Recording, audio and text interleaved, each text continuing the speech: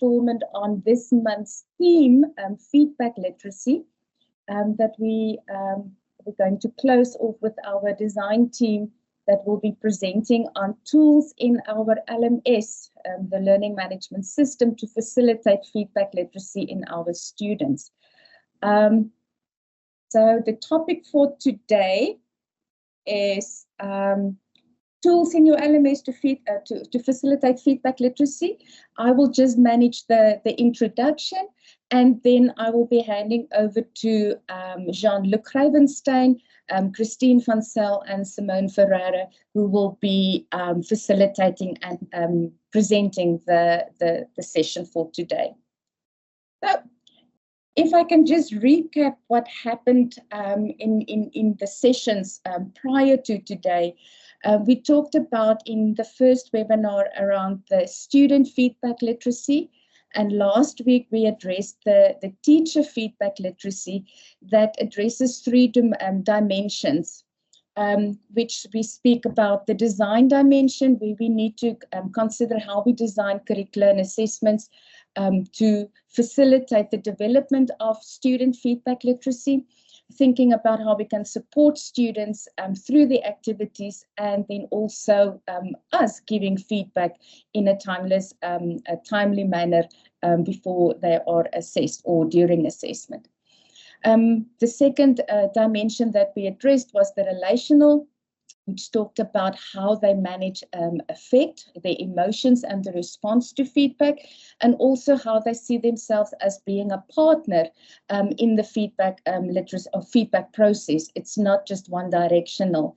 And then the pragmatic dimension, where we need to think about all the tangibles that is surrounding our decisions and our interactions with students, how we navigate the barriers, the little things that are happening, and how we balance our workload in that.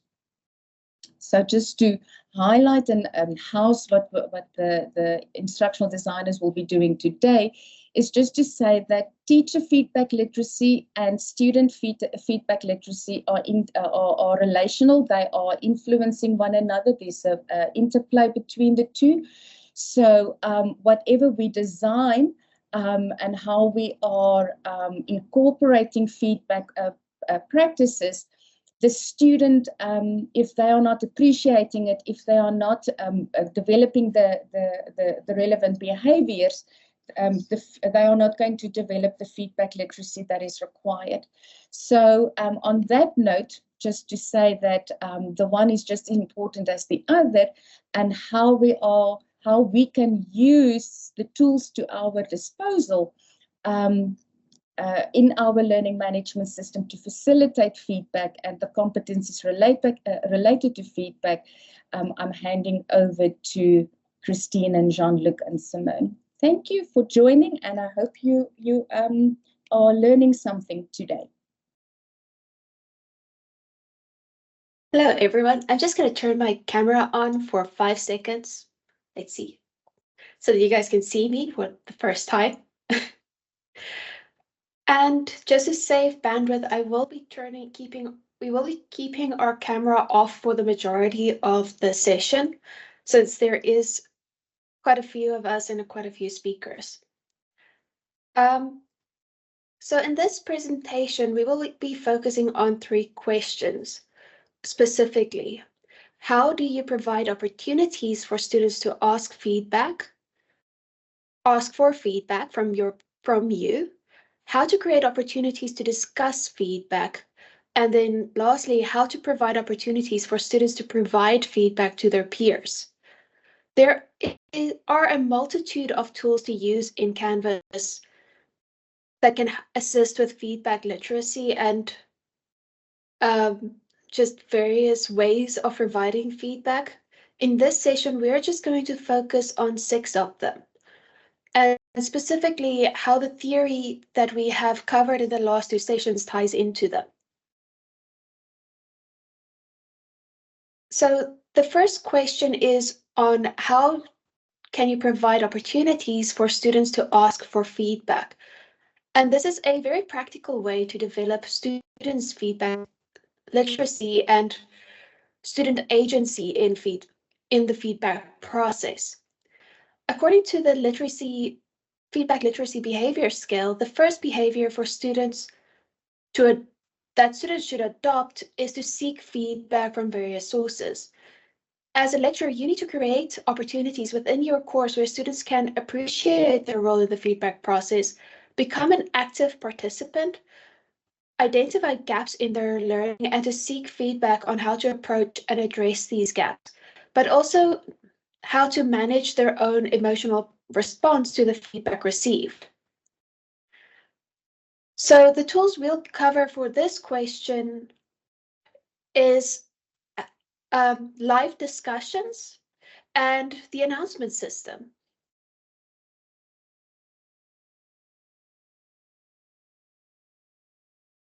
So live discussions this is an example of a discussion format or structure in the online nursing system science degree that we are building. Essentially, a live discussion is an online discussion page linked with a live event, such as an online conference call, or in the case of a face-to-face teaching class, a class discussion. One thing about discussions that is really important is that they need to be structured carefully in the online space in order to allow students to get the best outcomes. In our nursing degree, it is a part-time degree with many students who have 12-hour shifts. That means that at any time of the day, there is a large majority of your students will not be available to make just one session. The other difficulty is it's not necessarily the same 12-hour shifts. So one thing that was really important for this discussion, for the live discussions, is that the facilitators would need to engage with the students to find the best times, choose 2 time slots that students have to attend, but also keep in mind that even if we do that, there is going to be some students that can't attend. So we have a post-event wrap-up, a way that the students who missed it can catch up. So essentially a pre-activity, the live event, and the post-event wrap-up. In the pre-activity, we give students an opportunity the day before or the week before to ask their questions in the discussion board.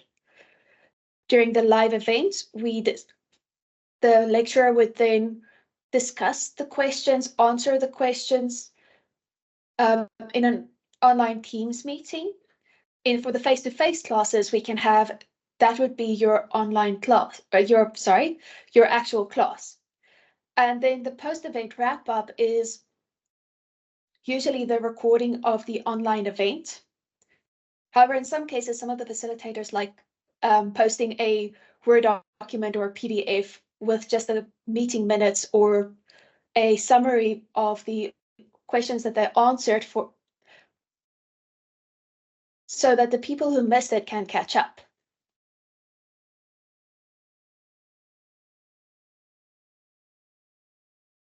So I quickly want to see a quick show of hands.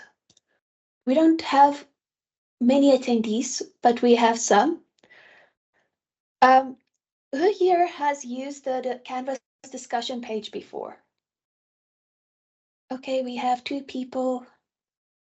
Our attendees are staying very quiet, so I'll just do a quick recap.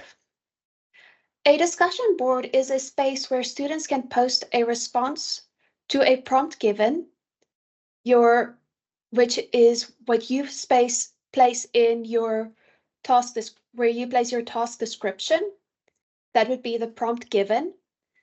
And it also allows them to reply to different students' posts as well.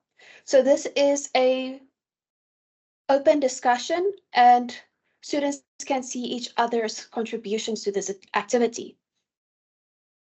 We will be posting a link to the Technologies for Teaching course made by the CLTD that has all the details on how to make and manage these online discussions for anyone who wants a tutorial.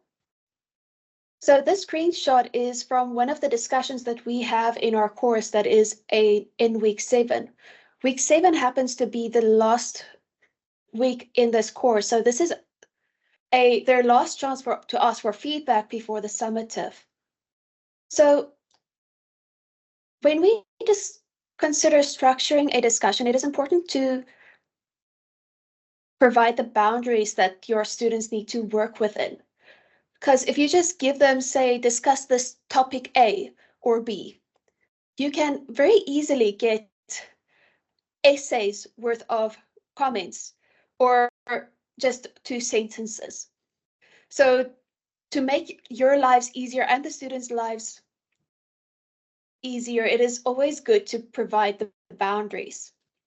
So since this is a live discussion format, you will see that there is the length of the session. So it will be the main details.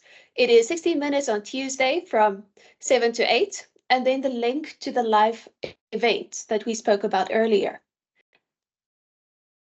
This is a template version, so the facilitator would just add the link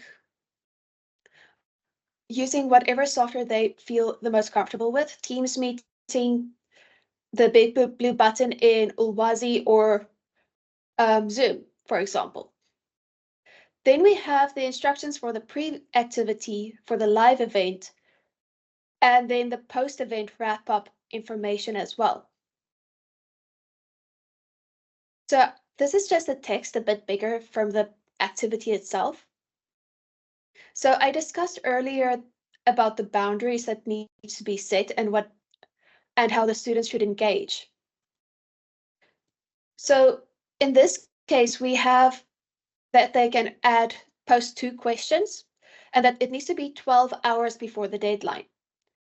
This gives the facilitator time to prepare the answers, especially if they don't necessarily know the answer. So there's less of a chance that you will get caught off guard. In the case where there is many questions regarding a specific question, you can also post a document for students or a little how-to guide just as a response to some of the questions. So how you respond really depends on what questions you get. It also allows for students who don't have the ability to come to the live event to ask for feedback.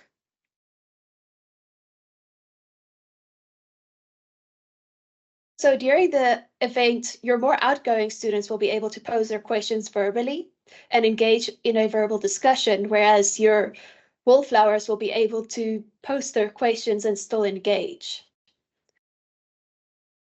In face-to-face classes, it might not always be possible to get a recording. So consider volunteering a student to make minutes or class notes that can be posted after, or you can write a short summary of everything that was discussed and some of the answers that were needed to the discussion post below. Lastly is the third point, which is access support guides in your online orientation module for additional support. So there is how-to guides for students usually available in their online module. So we scaffold the skills and the guides that we need from orientation onwards throughout the entire course. This specific example is for some of our first-year students. So you'll see we add a lot more instruction for them on how to do it. On the next page, we have, again, the instructions. So this would be the netiquette guide. So to join 5 minutes before to test your sound, mute yourself when somebody else is speaking, be respectful, use the raise hand tool instead of just shouting out your questions. And again, we add this because this is first-year students that might not necessarily know the online etiquette that we expect from them in this space. So it can be very short, it can be very long. It really depends on what your students need. This is just a section on some of the settings that are available in discussions, and it is possible to make an online discussion anonymous, the default is that it is off. If you turn it on, it needs to be highlighted in the instructions that the responses will be anonymous. It is also possible to grade discussions and to turn on the settings where users must post before they see replies. For this type of live discussion where it was a Q&A before the assessment, we recommend not turning on the users must post before seeing replies, since this will be relevant to students doing the assessment and they might not need to, but feel like just scrolling through just to make sure that they're on the right track. So this, just to recap, and this is now the pros on the left and cons on the right. A live discussion is an online discussion page linked to a live event.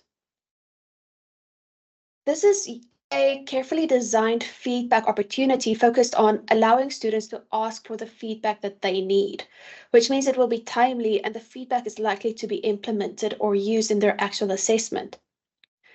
This also allows facilitators to learn what their students need. The goal isn't to provide what students needed last year, but to ask what this batch of students need. It is likely that students will need the same feedback year to year, but we recommend that you don't just post last year's feedback video for this year's students. The point is that students learn to ask questions that they need to get effective feedback. The entire process is part of the skills for feedback literacy. And just again to mention it, one thing about discussions is that they need to be structured carefully in the online space in order to allow students, again, to get the best outcomes. So the netiquette rules preparation that the facilitator needs to do, instructions that both the teacher and the student needs to follow, all of these things need to be carefully planned. You also need to consider that discussions can be derailed from the main points. So you need to also be very careful to keep to the main points of the discussion and to offer another feedback opportunity if you see there is a lot of questions based on something that was not the point of this discussion. You also need to consider the number of students in a feedback session. The more students you have, the less discussion you'll be able to have. So you'll need to consider if it is worth it to do them in batches, depending on if you have multiple larger groups. And then lastly was the comment on the student schedules. So again, the practicalities of how live discussions are structured depends on what your students need. This example was specifically made for an online space with part-time students who will never be able to be in the same class at the same time. So your discussion instructions and guidelines that you need to follow will maybe be very different in a full-time program. The next tool is actually very similar to discussions. It is the announcements tool. The announcements tool is one of the most underutilized tools that we've seen in Canvas. So I quickly want to get a quick show of hands. Who here uses the announcements tool often? We have one person. 3 people. Okay. So the announcements tool allows for replies and that you can also embed links or actual surveys into the message itself. So it allows for quick communication and for you to get live answers from your students. It also gives it a bit more of a human feel to a very online space that is usually the students get a lot of automated messages from Canvas. especially if you have your due date set up. It gives it a more human feel to see that there's actual people on the other side of that message. And the message actually goes to the student emails if they have that setting on. Or it even shows on their phone if they have the app on their phone. Announcements need a bit more careful setup for larger courses with multiple locations and multiple timeframes. So you can actually have separate classes that get separate messages depending on how you set it up, with sections. If you send too many messages at once, students are likely to indicate that your messages should go to spam, and they just won't bother to read it.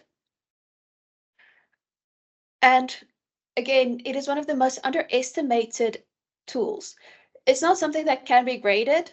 And the last thing is, with the cons, is that communication takes time, especially thoughtful and communication that is focused on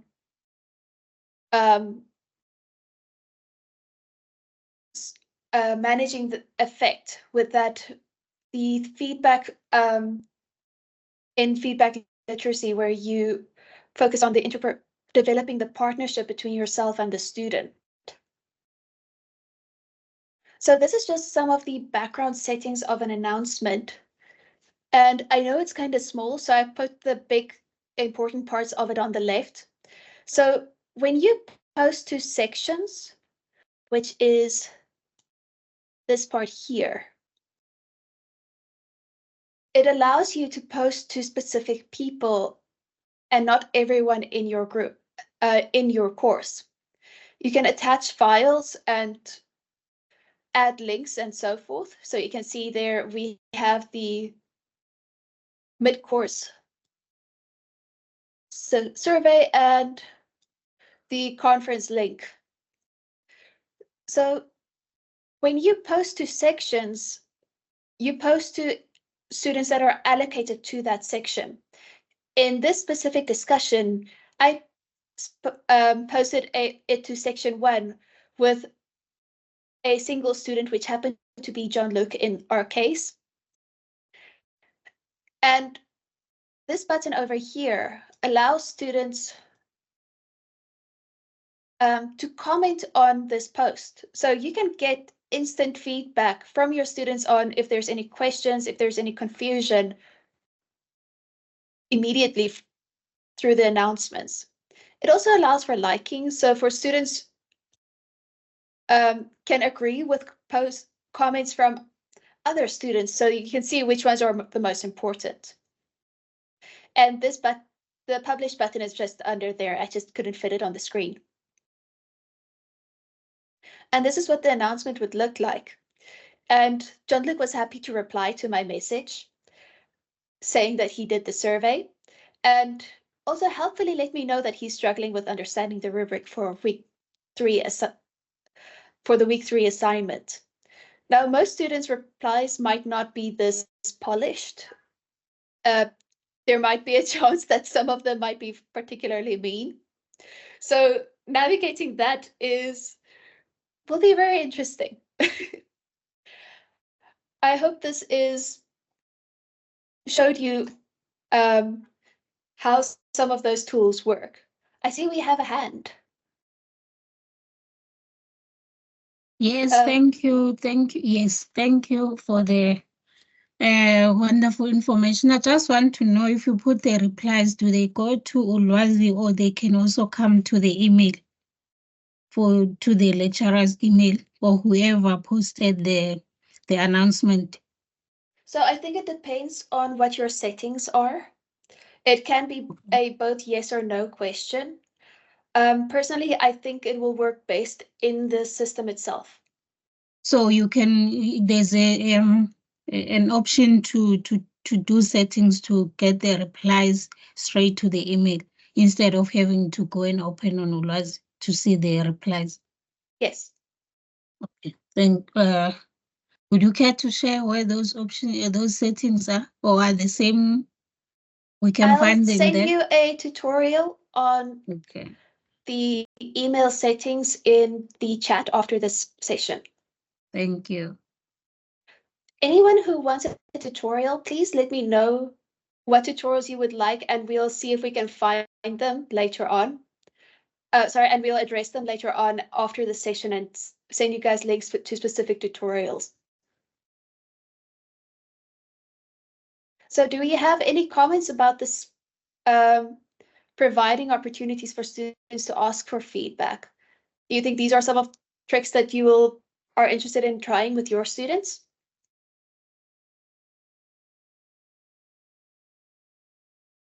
See a thumbs up from one. Okay. Just see a thumbs up. Okay. Then we're going to move on to the second question. This is where John Luke is taking over. Hi, everyone. I'm John Luke. Nice to meet you. I'm going to turn on my camera so you can see my face. Hopefully it's hello. My face is there.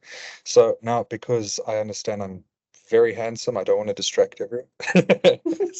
So I'm going to keep my camera off for the session. Also just to save bandwidth in general for everyone. So how to create opportunities to discuss feedback. So I'm going to be taking you guys through two tools that allow you to create these opportunities. One is student annotated assignments, which falls within the design dimension that we spoke last week on, and the chat function. And I'm sure you're already thinking of the questions, why not just use Teams or WhatsApp? I'm just going to say now, well, I'm sure we all have 900 different groups on both applications from different rotations of students. So it's best to consolidate all your group or your course information in one area so it doesn't clog up your channels. So, but let's jump right into student annotation. So please, yeah, thank you. So this tool allows students to directly annotate documents. So I'm just going to spend some time on this slide, and then I'm going to take you on a little how-to, like Christine did. So it allows students to directly annotate documents. It allows them to provide comments and insights as they engage with specific reading materials or mock essays or what have you, to allow them to refine their evaluative judgments. So it helps students actively engage with content, like I said, which enhances their understanding and retention. It also allows them to highlight important sections, ask questions, and make connections to other concepts. To make the most of this tool, it's important to set clear expectations.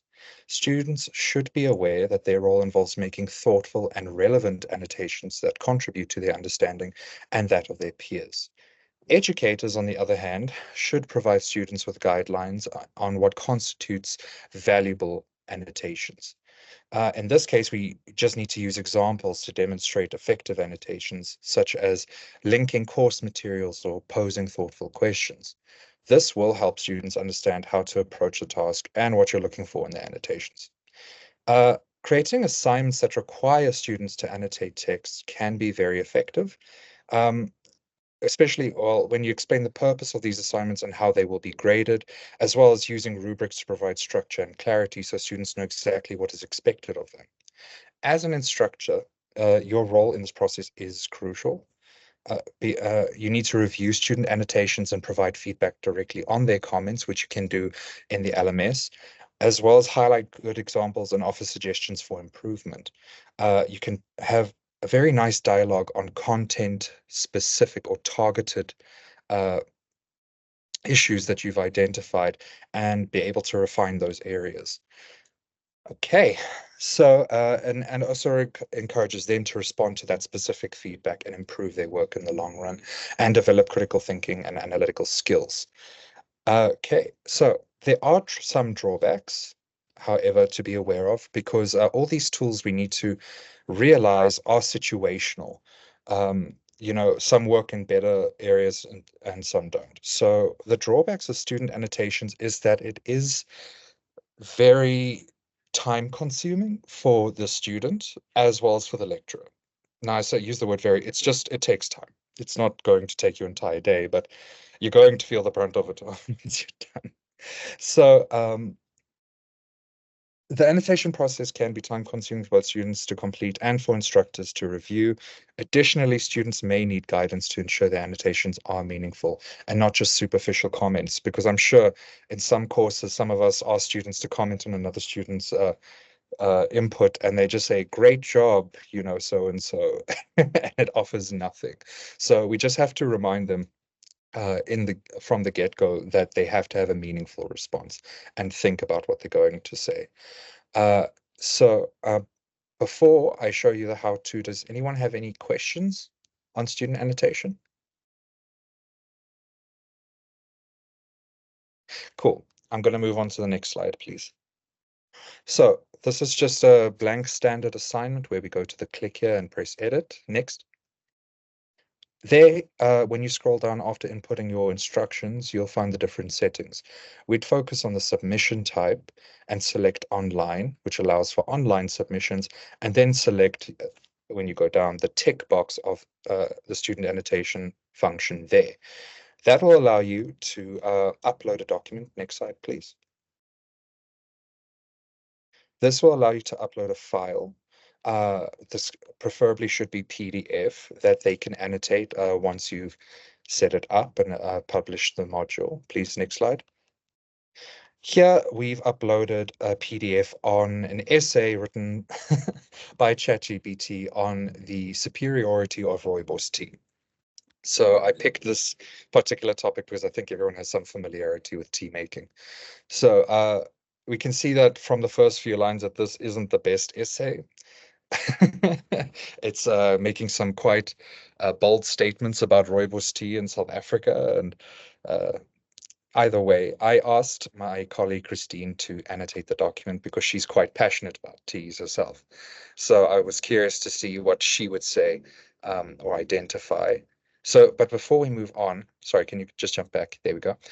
You'll see that there's a list of tools on top, very similar to what you'd find in a speed grader.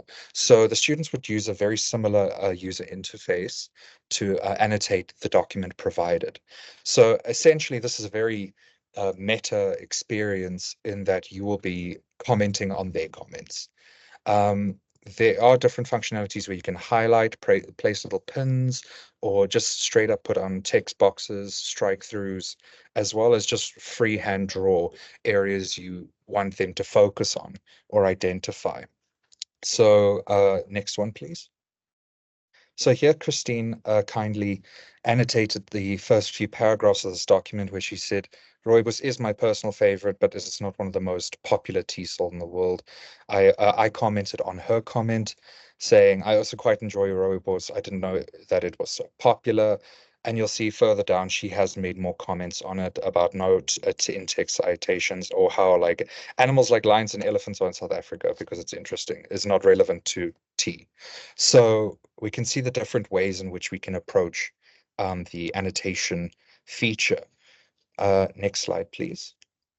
And here we have the final slide showing what a student would see after they submitted their content, after you've responded to them.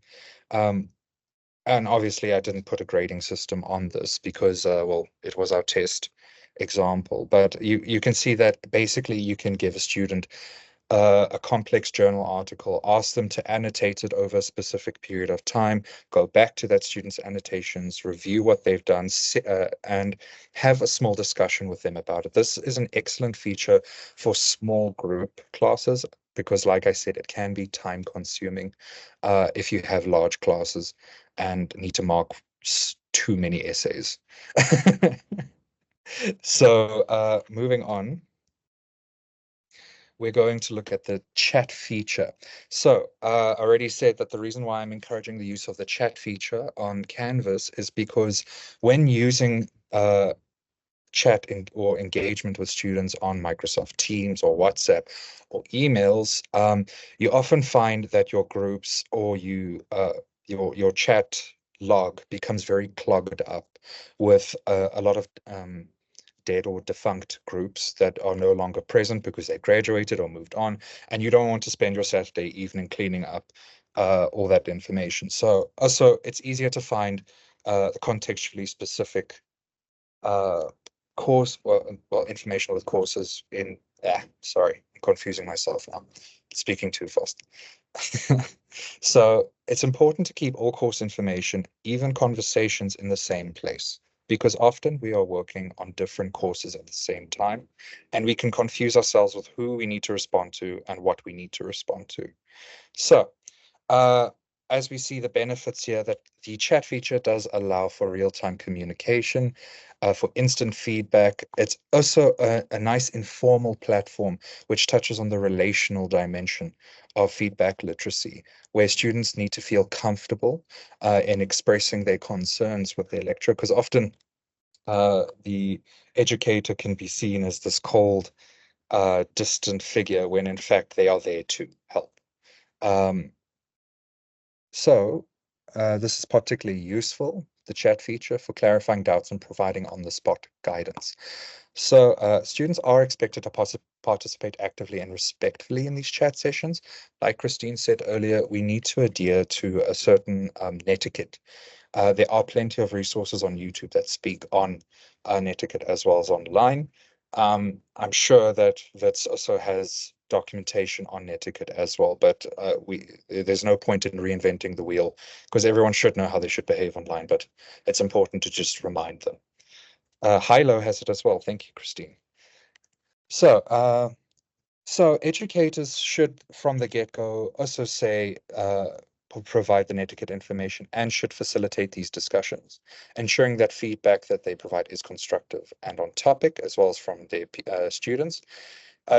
They need to facilitate these effective discussions, and you can schedule dedicated chat sessions, very much like the live sessions, focused on discussing feedback. But you'll find that the chat feature is often on the go, very spontaneous. So that's why a lot of people recommend having the Canvas app on your phone so you can respond to those chat messages should anything pop up. But also, it's important to set boundaries, for example, in your staff profile from the beginning, that you are available to talk from these and these times. Otherwise, you'll be receiving panic messages at 2 a.m. on the Canvas app. And I don't think anyone wants to wake up to that. So, also, it's important that when using conversational features, that teaching the students the etiquette of receiving constructive criticism in a chat setting as well, because feelings are real and sometimes people act on those feelings. Like Christine said, sometimes the students won't think about they'll think more about their feelings in the moment. Sometimes some of them don't, some of them do. Can't judge everyone by the same metric, but it's just good to keep in mind that you do have to direct the discussion often.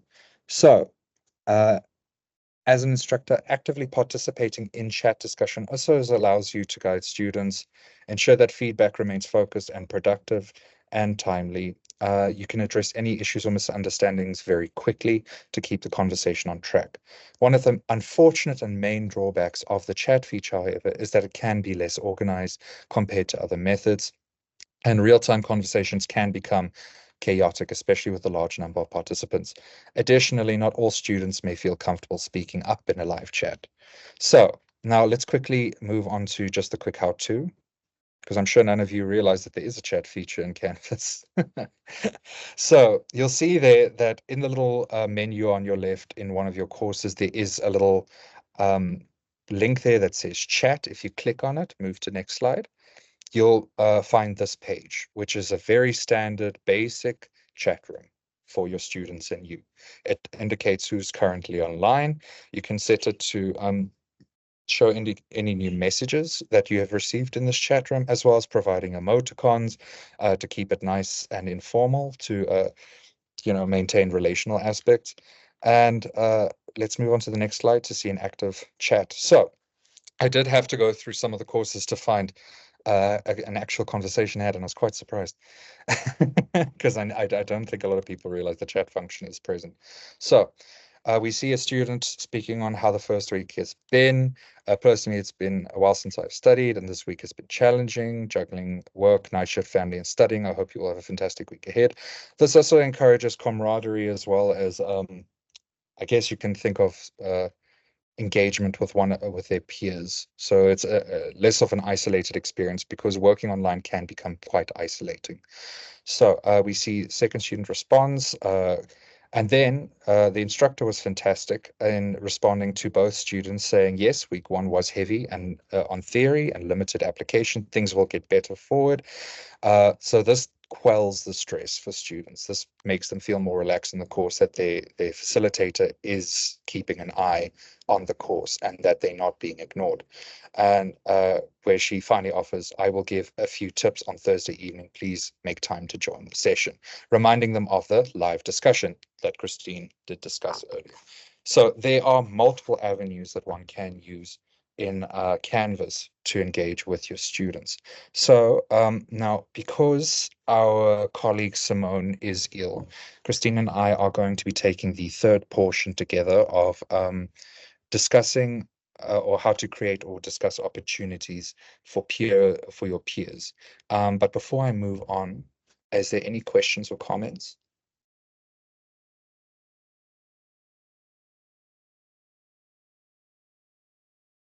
Okay. I'm going to just assume that we'll leave questions and comments right to the end if there are any. But I'm going to hand over back to Christine to discuss groups and introduce the third topic, and then I'll touch in with a peer review afterwards. Thank you. Okay. So the third question was on how to provide opportunities for students to provide feedback to their peers. So the two tools that we're discussing is groups in the Canvas course and the peer review function in Canvas. So just to recap, this is an opportunity for students to learn from each other, students to learn how to give appropriate feedback, and to how they can learn to refine evaluative judgments. So this is specifically on that point in our theory from the beginning. So the group's homepage is an interesting tool in Canvas. It essentially is a space where small numbers of people are allocated to a group, and they then have the group's homepage, which is essentially a space where this small group can communicate with each other. It is more approachable to students since they're not speaking to 50 people, they're just speaking to the 5 people allocated to their group, or 10 people allocated to their group. The group tools, the homepage allows the group to make intergroup announcements to their own peers, make their own discussion boards, share files, make their own pages, create collaborations. So a collaboration in Canvas is essentially a Google document or a Google slide document, for example, if they're preparing a presentation that they can all work on at the same time on the system itself. So these documents you can also set up for them. You can also open discussions for them, which we'll discuss a bit later on. One of the cons of this is both the teacher and the student needs to see the value of it. And one of the cons is also that students hate group work. They absolutely loathe it. So there will be interpersonal issues that crop up. So whoever ends up using this tool needs to have a group work policy or guidelines that they follow when these issues come up. I'm just going through my notes quick. Okay, I got everything. So this is what it looks like on the pages. So to visit the group homepage, you click on, I'm just gonna click my laser pointer. Can you guys see it? So you click on that button. And this is in the pages. So to make a group set, which you see there, you would click on this button there. And if you want to make groups in this group set, you click this button. So that button is used to make those groups. It is confusing, the two different buttons. And here you can actually see how many students are not assigned to a group. One of the tips that we found is that once you have students in the course, you can auto allocate them to a certain number of groups, either to a certain number of groups so that all of the students are allocated to just those 5 groups, or a certain number of students are allocated to a group each, and the system makes extra groups for each student, but it stops after it's run once. After that, you need to add any students that join the course late manually to another group. You can also move students from group to group, which if you have a student that doesn't exist somehow, we find some students that sign up for something and just end up not doing anything. We put them in their own group and say this is the missing some missing students that need to be addressed so that it doesn't negatively affect students that are participating. On the next page is what it would look like in the actual group homepage. So as the instructor, you can view all the student activity in the group on the homepage. So you see the recent messages, activity on the discussion boards, any files that are shared. You can monitor to see what these groups are doing. You can also create collaborations. So this is where I mentioned the Google Docs or Google Slides if they are making presentations. They can also make their own collaborations, share their own files. So essentially the instructor has many of the same functions.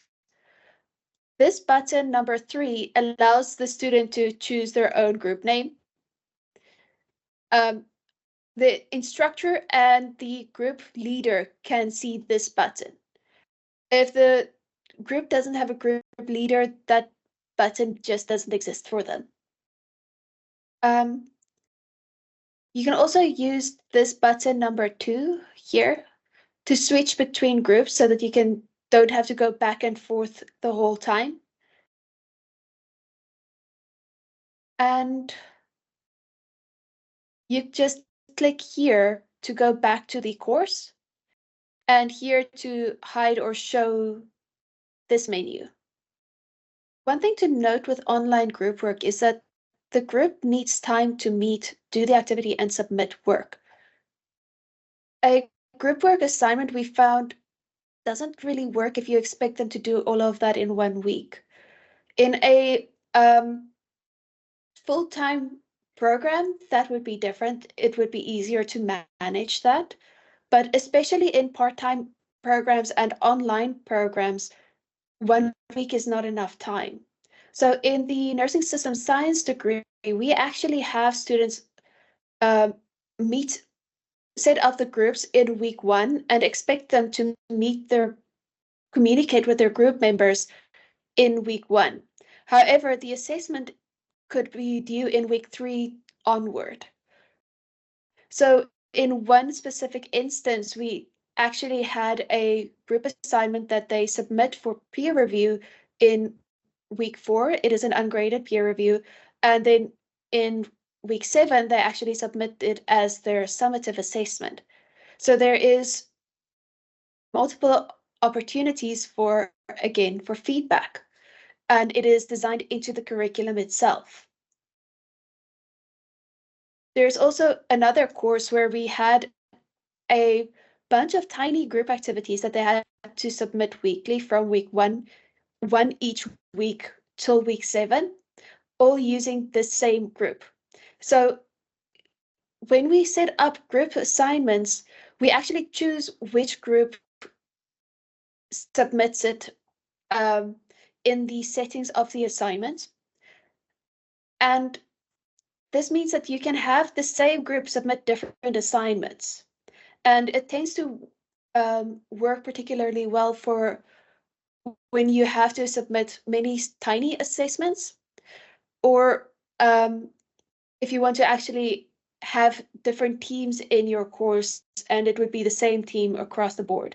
Again, there is a chance for interpersonal issues to crop up here, especially with complaints about students not doing their own work. So there would be a process or guideline for how students can move from one team group to another, or what to do about the students that don't participate.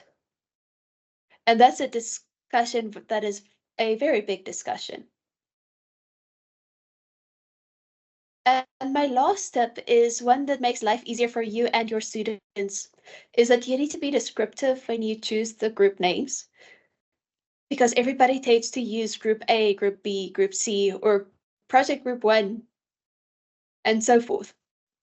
This is what it looks like to the students. So they do see which course it is. And this is actually a good example because the classic literature course has a discussion group, a group A, and study group 1. So this can allow you to again make multiple groups with different numbers of students for different assessments if needed, or to use the same group members in the different groups, but have them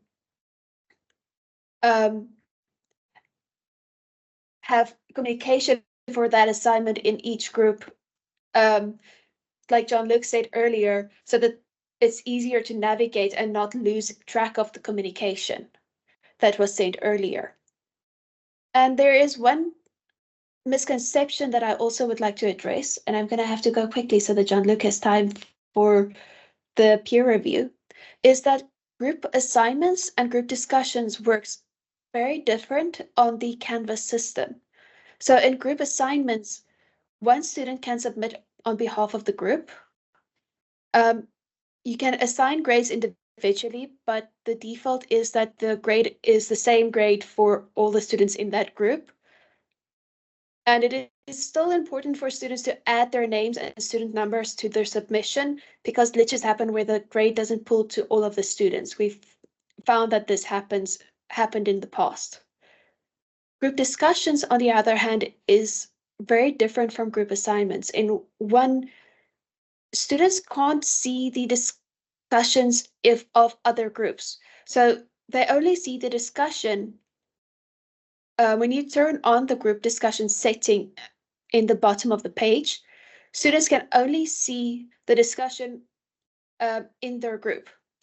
Each group member would need to post something if you want them to actually engage, because again, it's now a smaller group discussion. And if you want a group to prepare a post within their own groups for the other groups to post on, you would need to make an open discussion. So a normal discussion without the group discussion setting on, and post it on behalf of their group. However, if you, because the way it works now means that you have to allocate grades manually to the rest of their groups if they do this. So group discussions, we often know that think, pair, share activity format, it works very different in the online space and is a bit more time consuming. Now we are on to the peer review. Jean-Luc. Hi everyone. I'm going to do the peer review quite quickly. So if I sound like I'm having a personal rap battle, my apologies. So bear with me while I quickly just go through this. So peer review is a crucial component of feedback literacy. Peer review allows students to critically evaluate each other's work providing them with diverse perspectives and valuable insights. It also helps them develop essential skills such as critical thinking and effective communication. Students should approach peer review with an open mind, providing honest and constructive feedback, and it's also important for them to use the provided rubrics and criteria to ensure their feedback is relevant and helpful. Now, one thing to consider about peer reviews is that especially when they're graded, you are going to need a peer reviewing policy, because we are working with individuals and people, and it happens where interpersonal issues do arise when it comes to peer review. So it's important to have those policies and guidelines in place to avoid those mishaps. Also, peer review requires scaffolding.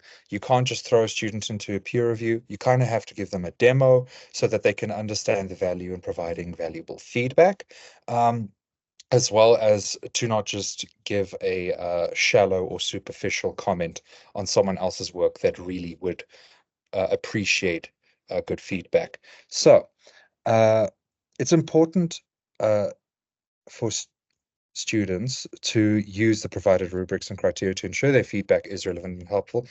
Educators, on the other hand, must provide these detailed rubrics and clear criteria for the reviews.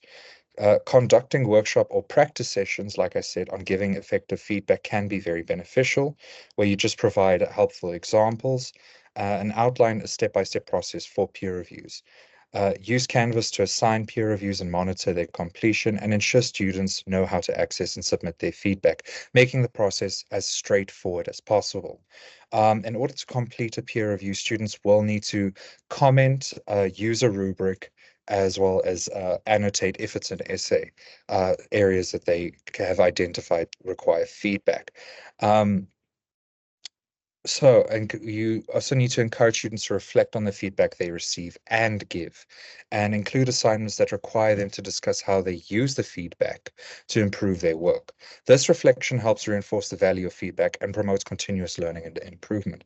Now, while peer review does have many benefits, as I've already mentioned, the drawbacks is that the quality of feedback can vary significantly, as not all students have the same level of understanding or skill in providing constructive criticism. Additionally, the personal biases, as I've mentioned, or friendships can affect the objectivity of feedback, leading to either overly positive or negative reviews. So let's open the floor for any questions regarding peer review before I jump into actually, I don't think I can jump into anything. I'm just going to cycle through little screenshots of the peer review. So when we go straight into assignments, we spoke on scaffolding. Next one. When they are assigned a peer review, under their assignment, it will say required peer review, and it will name it, and it will show either a student's name, and you can set it to anonymous. Next one, please. As you can see, you can either indicate it's anonymous or that they are have their name seen. Next slide. This is the section they'll see while they are going to review it. At number 1, they can click on the reading to read it, to the submission. And on number 2, they can view the feedback, and that's where they provide the rubric answers as well as their comments and feedback. Please, as you can see, it also says, as peer reviewing student will not see other students' peer reviews, only the one that they're reviewing and have reviewed. So this is the activity page, very similar to the speed grader and the student annotations example, where they can mark very much like Electro would. There's the rubric option on the top there, show rubric. Moving on. Here's the rubric function where they can select different parts of the rubric as well as assign grades, and then save their commentary on the peer review. Next. Forgive me, I cannot remember the purpose of the slide, so we're going to move on. Thank you. And this will be the final submission after they've completed, where they show their comment, they assign peer review still, they submitted their peer review, they assigned submitted. So this is the end result of that. So it's an excellent way for peers to give each other feedback and encourage collaboration. I think now that is the end of peer review. I'm sorry, but in order to make time. So before I hand over, I just want to remind everyone. Oh. Hi, I don't know what happened there. Thank you, first of all, for everyone for joining today's session. Next week, or actually in June, we will be exploring digital literacy, which will also include AI literacy. So we will be having another session again on the 5th of June. I would like to ask Shira if she has any commentary about today's presentation, as she is our initial webinar host as well as organizer. So if she has any feedback to provide to our audience, if not, that's perfectly fine. Thanks, Jean-Luc, and thanks, Simon. No, I think you've done a great job. Those tools really are useful. I think people should experiment a little bit and only ask for help once you've read all the help that's available, looked at the Canvas tutorials, and yeah, give it a shot, try something different. We've got all of these tools, we might as well make use of them, and very well presented team. Thanks so much. Thanks for joining us, everyone, and see you again, not next week, but the week after. Bye. Bye, everyone. I will also be adding our links to the chat. Bye, everyone. Bye. Thank you. Thank you. Bye.